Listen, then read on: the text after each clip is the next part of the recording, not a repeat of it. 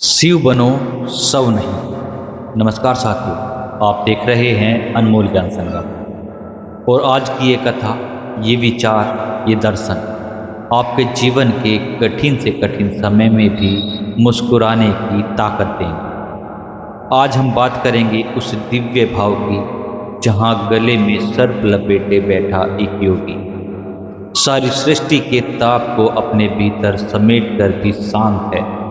वह है महादेव। क्या आपने कभी सोचा है कि भगवान शिव अपने गले में सांपों की माला क्यों धारण करते हैं?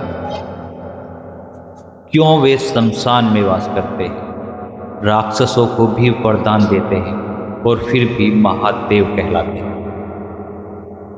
क्योंकि वो जानते हैं जैसा बाहर है वैसा भीतर ना होता। सर्प की माला कोई अलंकार नहीं, ये उस सत्य का प्रतीक है कि जीवन में विषमता, क्लेश, पीड़ा, भय ये सब आएंगे। आप इनसे डरकर भागे नहीं, बल्कि उन्हें गले लगाकर भी शांत रहना सीखिए। महादेव हमें सिखाते हैं कि मुसीबतें आनी तय है, लेकिन उनमें डगमगाना नहीं, यही शिवत्व है। भगवान श्री कृष्ण का उपदेश, शांत मन ही विजय होता है। अब जरा चले महाभारत की ओर। अर्जुन रणभूमि में खड़ा था, भयभीत, भ्रमित, दुखी, लेकिन श्री कृष्ण मुस्कुरा रहे थे। भगवान श्री कृष्ण ने कहा था, शांत चित्त और स्थिर बुद्धि से ही तू युद्ध जीत सकता है अर्जुन।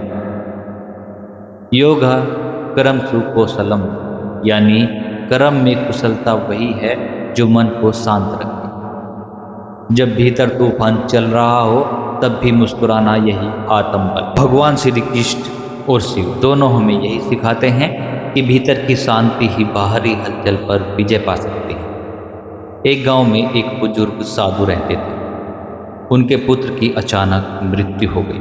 पूरा गांव स्तब्ध रह गया। लोग उन्हें सांत्वना देने पहुंचे, लेकिन वे मुस्कुरा रहे थे। किसी ने पूछा, आपका बेटा चला गया और आप शांत हैं? साधु ने जवाब दिया, क्या मेरे रोने से वो लौट आएगा, या मेरे शांत रहने से मेरा दुख कम होगा या नहीं?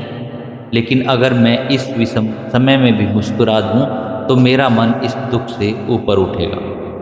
लोगों ने पूछा, आपके गले में रुद्राक्ष की नाग की मूर्ति क्या है?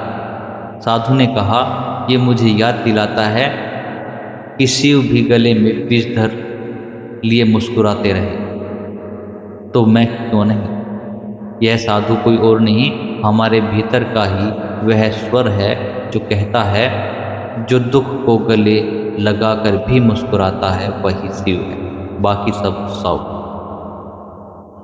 महादेव कहते हैं, वैराग्य से शक्ति आती है। और भगवान श्री कृष्ण कहते हैं, शक्ति का उपयोग धर्म के लिए करो। शिव और कृष्ण दोनों ही हमें एक बात सिखाते हैं, जब संसार तुम्हें तोड़ने की कोशिश करे तब तुम भीतर से और मजबूत बन जाओ। शिव सिखाते हैं सहनशीलता, कृष्ण सिखाते हैं विवेक, शिव सिखाते हैं मौन में शक्ति है, भगवान श्री कृष्ण सिखाते हैं संवाद में समाधान है।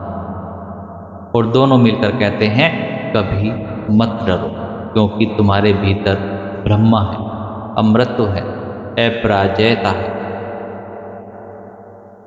प्रिय मित्रों, जरा खुद से पूछिए, क्या आपकी जिंदगी में मुश्किलें हैं?